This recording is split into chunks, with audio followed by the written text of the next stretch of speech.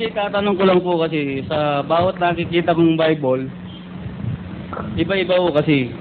Katulad itong Bible na hinahawakan ko na mayroong talata na bawat pahinahura ganito. Alin mo ba ang tama? May talata na? References po. Katulad dito. Hindi, ilagay mo sa ano mo, hindi ko marinig kasi Katulad do kasi rito na bawat Bible law kasi sa ibang kasi may mga Bible law kasi na walang references. Katulad do, alin mo ba ang tama? Itong sa akin o yung ibang Bible law na gano'n? Kasi alam mo, may references man at wala. Hindi naman batayan yung references, yung footnote. Hindi batayan yun. Malaking ang mali ron eh. Ililigaw ka pa nun. Wala sa Biblia talaga yon. Yun, inilagay lang mga mag-translate ng Biblia. Inilagay lang ng mga translator para makahanap ka ng mga ibang sitas na may kaparehong salita. O kaya kapareho ng kahulugan.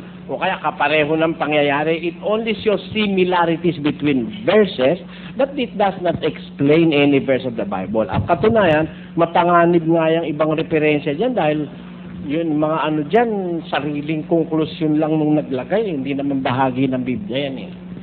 Kaya huwag ka mag-independent dyan. Yung Biblia mismo yung laman niyang... yung laman niya. Kagaya nito, no? Okay, thank you. Ganito kapatid, ano? Ito awit, ang awit ng mga awit, ano? Cantar de los Cantares sa Kastila. Tapos, gawa ng mga apostol. Nakalagay, gawa ng mga apostol. No. Yun, ano?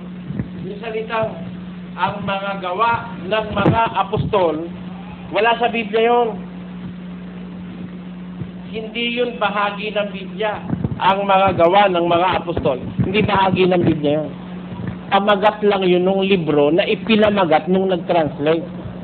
Hindi kasama yun sa Biblia. Ang katunayan, mali nga ito eh. Mga gawa ng mga apostol, hindi naman tama yung pamagat na yun. Kasi dito sa gawa, nandito pati gawa ng ebanghilista na si Esteban. Gawa ng mga unang Kristiyano, pinasolo nila gawa ng mga apostol. Tapos isinulat dito yung mga iba-ibang gawain.